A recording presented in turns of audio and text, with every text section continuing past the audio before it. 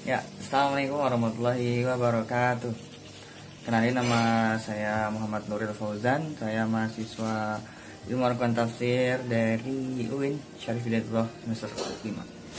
Nah, pembahasan kali ini kita akan mengupas tentang suatu kitab yang cukup penting bagi akademisi ilmu tafsir Al-Quran. Nama kitabnya apa? Kalian tahu? Al-Itqan fi Ulumil Quran. Ya, siapa pengarangnya? Tentu tahu kita pasti. Pengarangnya adalah pengarang kitab terkenal seperti Ad-Durrul Mansur, terus ada Tafsir Jalalain, ada Tabaqatul Mufassirin, dan lain sebagainya. Siapa dia? Jalaluddin As-Suyuti.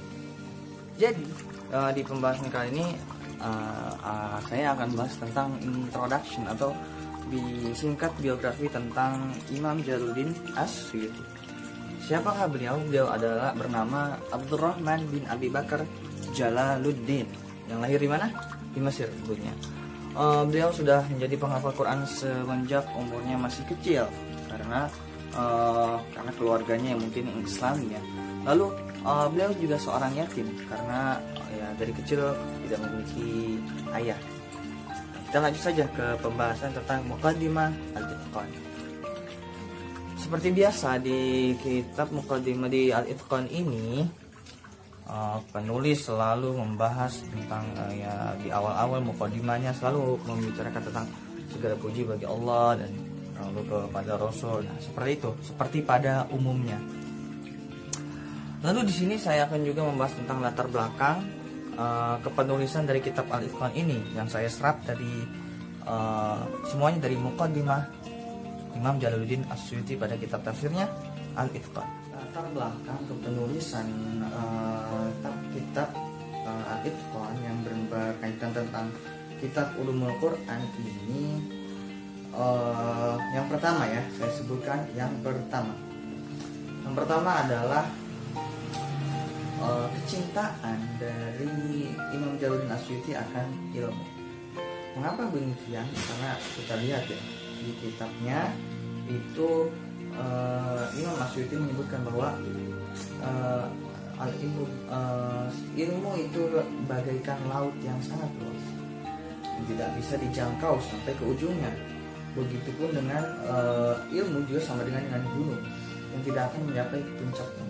Barang siapa yang ingin menduga-duga dan yang mengira akan berapa banyak ilmu tersebut atau seberapa banyak ilmunya di muka bumi ini, maka dia tidak akan mendapatkan suatu jalan kepada hal tersebut.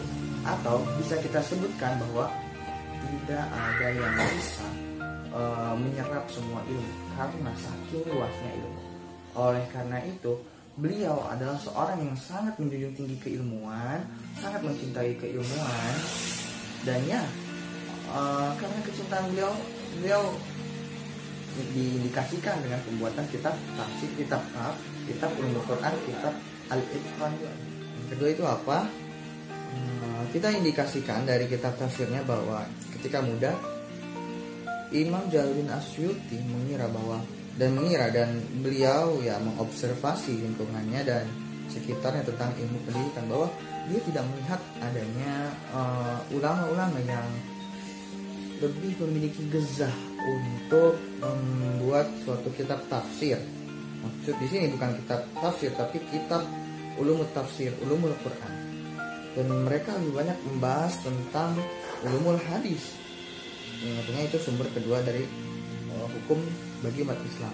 Padahal sumber yang pertama adalah Quran, dan untuk itulah Imam Jalaluddin As-Suyuti mengira bahwa kenapa sih belum ada orang-orang yang membuat kitab Ulumul Quran, padahal Quran itu yang lebih utama daripada yang lainnya. Seperti itu dugaan dari Imam As-Suyuti, sehingga melahirkan observasinya, melahirkan keinginan untuk membuat suatu kitab, ini Al-Itqan, mahakarya yang besar juga. Terhadap ya kitab-kitab Ulumul Quran, mungkin didapat beberapa kitab yang menjadi acuan dalam penulisan kitab tersebut.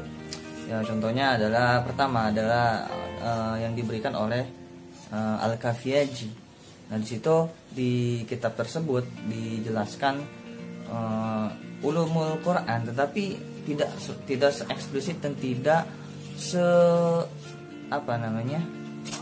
sekomprehensif dari yang dibayangkan oleh Imam Jalaluddin Asyuyuti. Nah, dia kurang puas dengan hal itu. Namun seiring waktu pencarian, ada juga yang memberikan kitabnya dari seorang qori kitab yang berjudul Majma'ul Ulum fi Majma'in Nujum. Lalu ada dari penelusurannya, beliau dikasih kitab tentang judulnya Al-Burhan. Ini kitab yang sangat memotivasi beliau, yang membuat beliau mengambil tata tertib penulisannya seperti apa, dikonversikan nanti ke Al-Itqan. Nah, sebelum pembuatan Al-Itqan, beliau menulis tentang At-Tahbir fi Ulumil Quran. At-Tahbir ini adalah satu kitab yang tentang Ulumil Quran.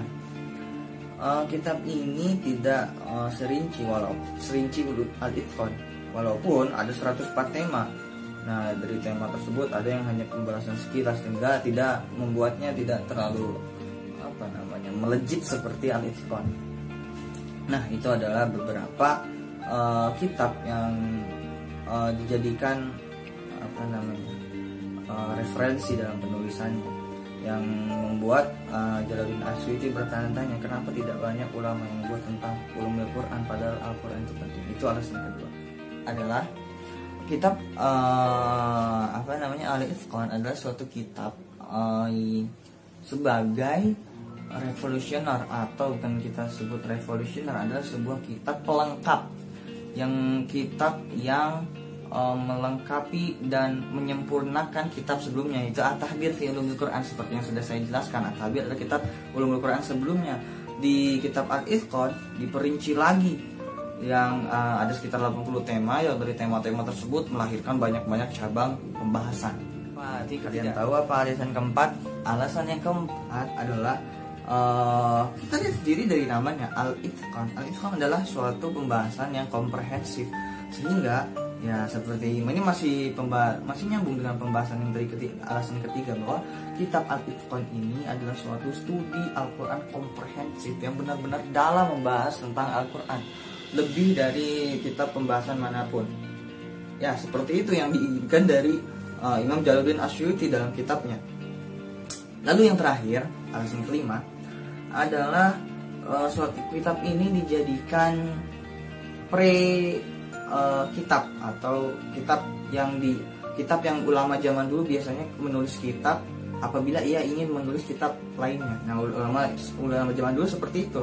Nah, Imam Jalaluddin Asyuyuti menulis kitab ini sebagai suatu kitab pembukaan atau muqaddimah dari kitab yang akan dibuat setelahnya, yaitu kitab Majma'ul Bahrain. Lalu ada 3 kitab, Li Tahriri Dirayah wa Li Tahriri Riwayah. Seperti itu, ada 3 kitab yang kalian bisa lihat langsung di kitab Muqaddimah Al-Itqannya. Jadi kitab Al-Itqan ini dijadikan kitab dari kitab yang akan tafsir yang akan dibuatnya. Nah, mungkin ini latar belakang yang dapat saya simpulkan dari Muqaddimah Al-Itqan dalam kepenulisannya kitab ini. Yang pertama tadi kita sudah ketahui bahwa beliau adalah yang sangat cinta ilmu, sehingga maklum saja orang yang cinta ilmu membuat kitab. Lalu yang kedua adalah beliau adalah seorang yang bertanya ketika pas mudanya, menanyakan kenapa kitab ulumul Quran sangat jarang padahal ulumul hadis banyak sekali. Lalu yang keempat, yang ketiga adalah kitab ini sebagai kitab penyempurna dari kitab At-Tahbir. Lalu yang keempat adalah kitab yang tujuannya sebagai studi yang sangat komprehensif. Dan yang terakhir adalah kitab atau muqaddimatul kitab dari tafsir setelahnya. Mungkin ini saja yang saya dapat sampaikan tentang pembahasan dari latar belakang kepenulisan kitab Al-Itqan. Semoga dengan pembahasan kita tentang Al-Itqan ini kita makin bersemangat untuk mencari dan menelusuri kitab lain-lainnya, dan semoga kita dapat menghatamkan kitab Al-Itqan. Jujur saja saya sendiri pun belum menghatamkan, baru sedikit pembuka, itu pun baru mukaddimah. Ya mungkin cukup sekian dari saya, Muhammad Nabil Fauzan. See you later. Assalamualaikum warahmatullahi wabarakatuh.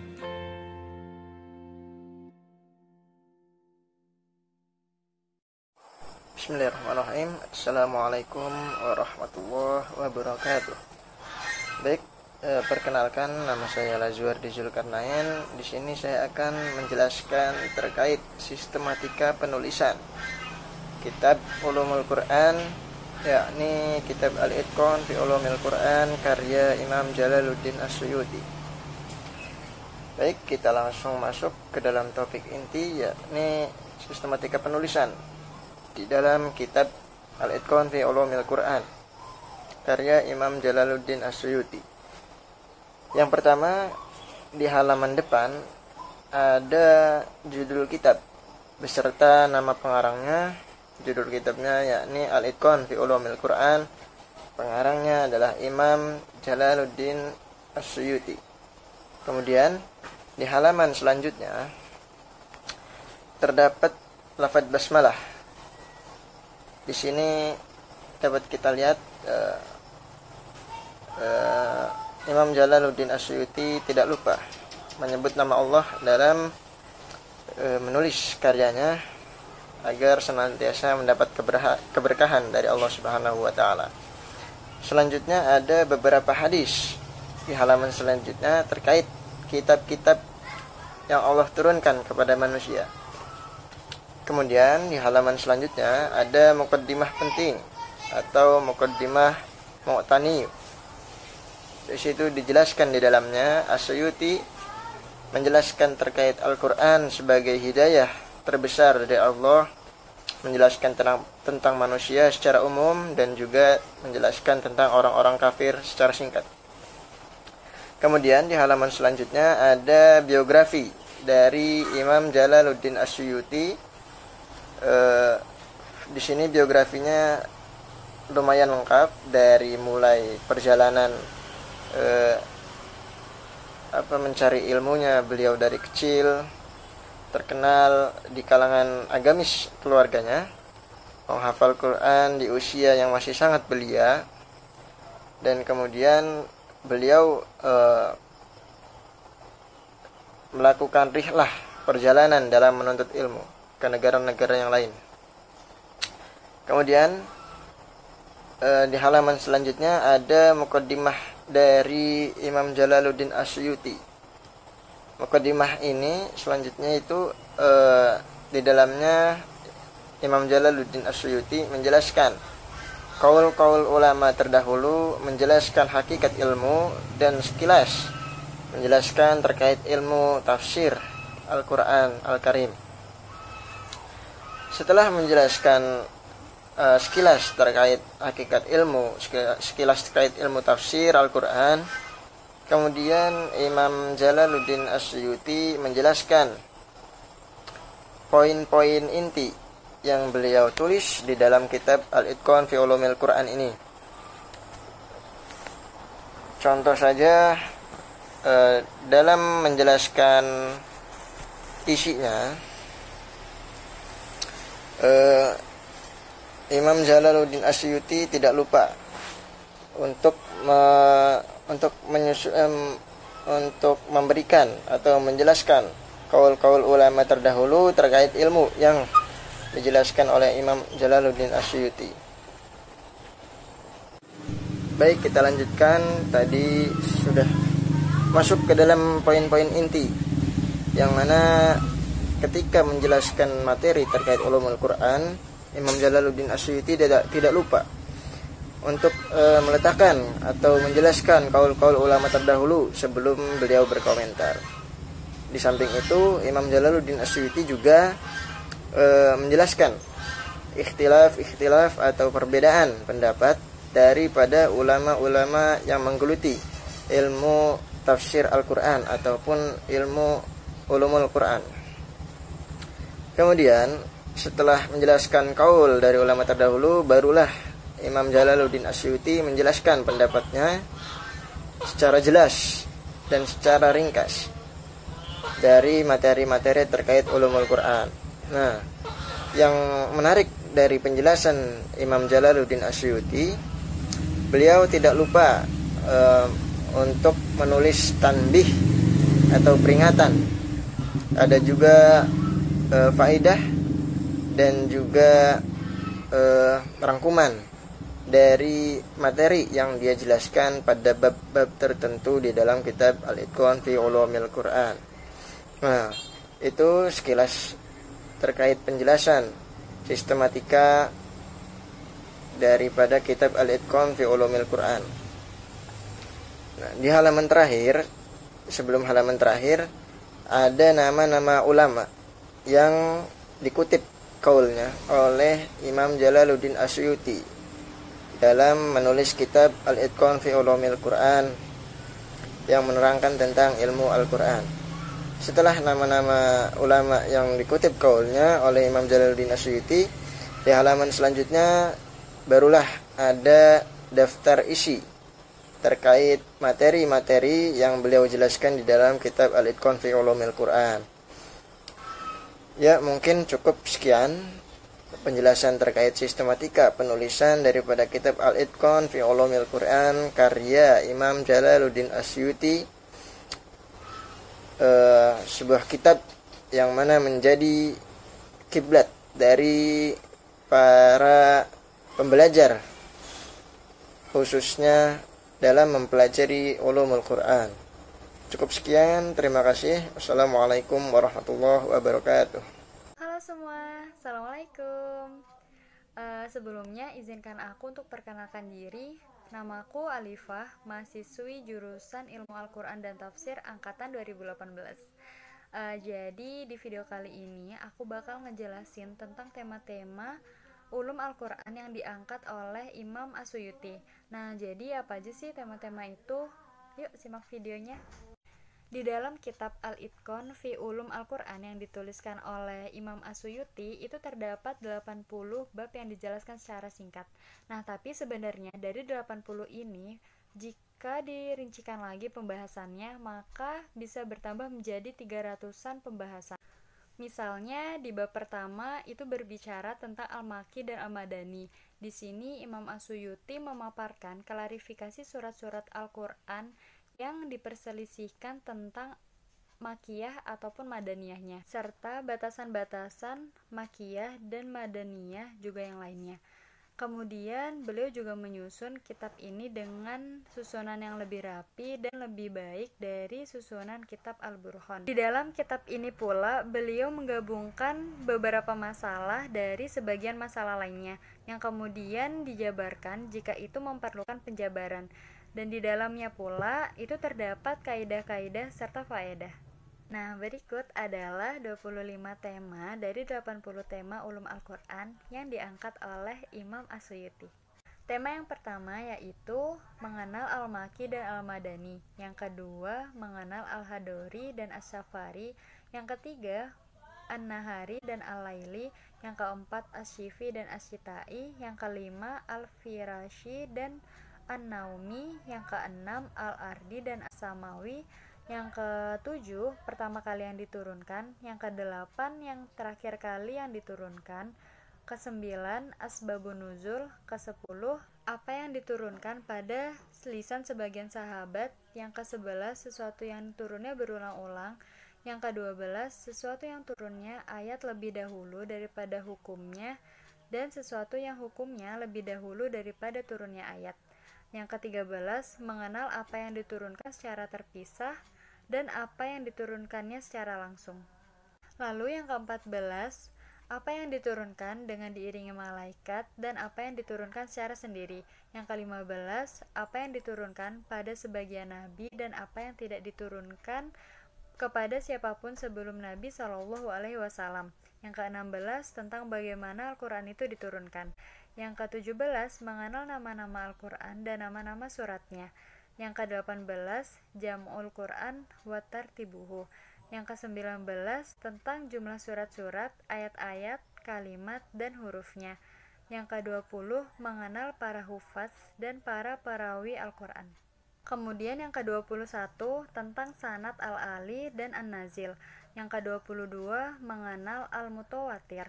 Yang ke-23 tentang al-masyhur. Yang ke-24 tentang al-ahad. Dan yang terakhir ke-25 mengenal asyats. Oke, segitu aja dari aku. Sekian dan terima kasih. Wassalamualaikum warahmatullahi wabarakatuh. Assalamualaikum warahmatullahi wabarakatuh. Saya Tina Mariana. Baiklah, di sini saya akan sedikit meneruskan tentang penjelasan mukadimah tafsir Al-Itqan, dan saya akan menjelaskan sedikit tentang kaitan antara kitab Al-Itqan dengan kitab Ulumul Quran lainnya. Baiklah, langsung aja. Jadi, apa sih kaitan antara kitab Al-Itqan dengan kitab Ulumul Quran lainnya? Sedikit yang bisa saya paparkan.